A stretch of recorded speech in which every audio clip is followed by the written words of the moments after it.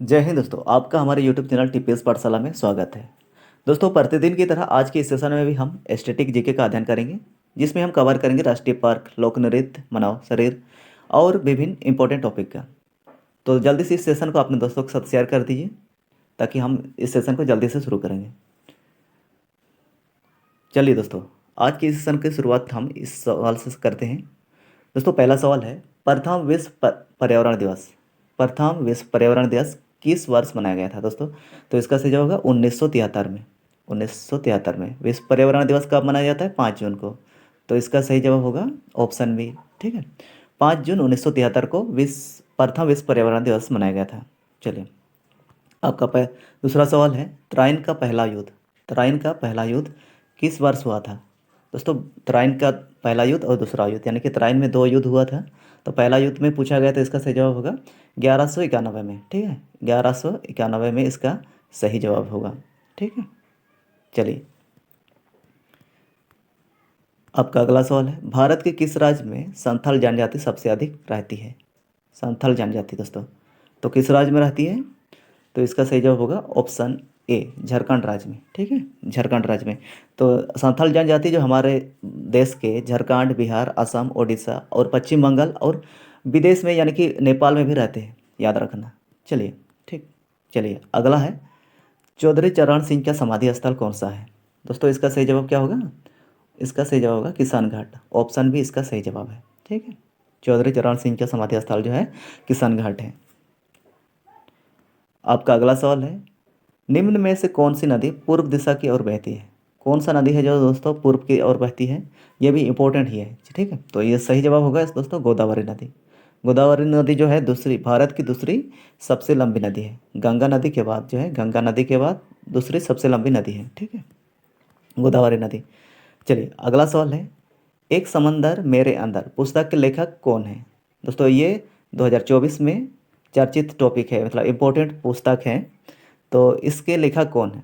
तो दोस्तों, इसका सही जवाब होगा संजीव जोशी। ऑप्शन डी सही है, संजीव जोशी के द्वारा लिखा गया है एक समंदर मेरे अंदर।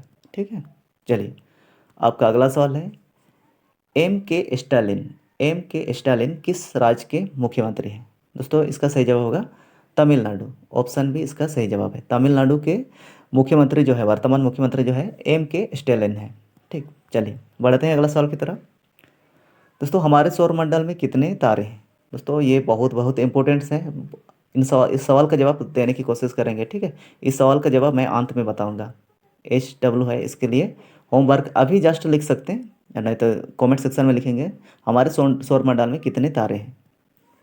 चलिए, बढ़ते हैं अगला सवाल की तरफ। दोस्तों, अगला सवाल है, भूटान की राजधानी कहाँ है? दोस्तों, भूटान की राजधानी कहाँ है? तो इसका सही जवाब होगा दोस्तों ऑप्शन डी, थिम्पू। थिम्पू जो है भूटान की राजधानी है। ठीक, चलिए, बढ़ते हैं अगला सवाल की तरफ।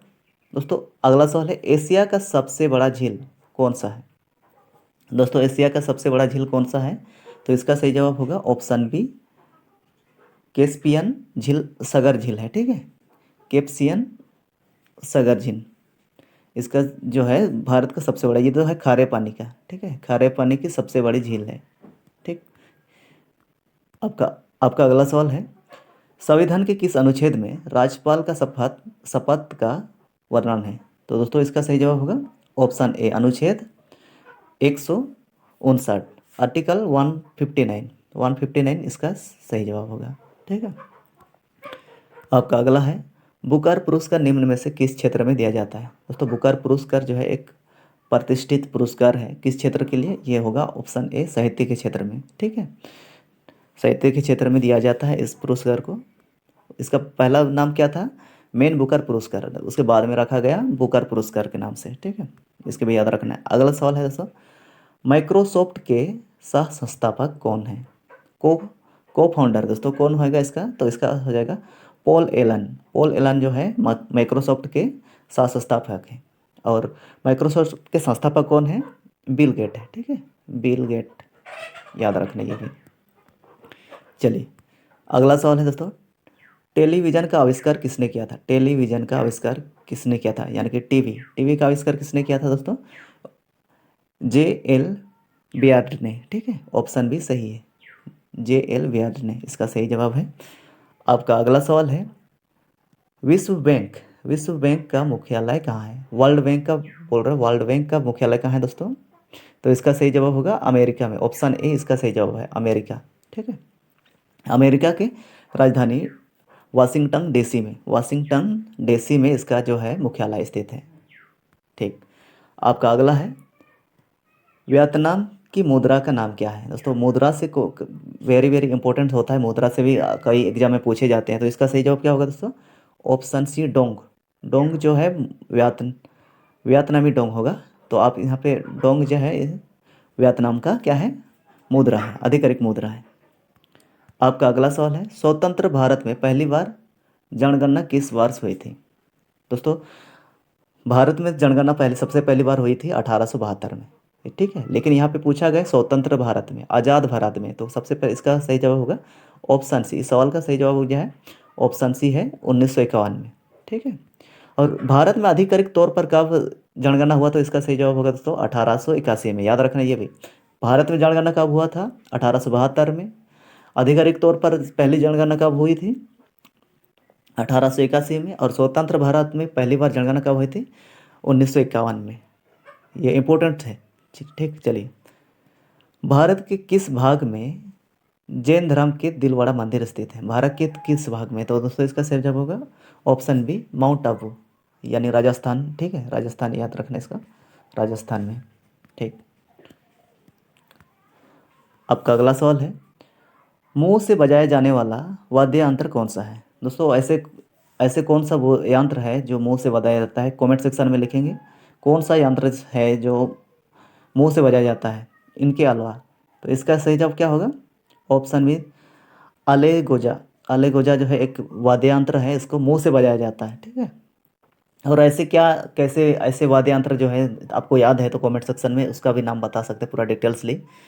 चलो, आपका अगला सवाल है, ग्रेट बैरियर रीफ किस देश में स्थित है? ग्रेट बैरियर रीफ किस देश में स्थित है? दोस्तों इसका सही जवाब होगा ऑप्शन डी ऑस्ट्रेलिया में स्थित है। ठीक है, ऑस्ट्रेलिया में स्थित है।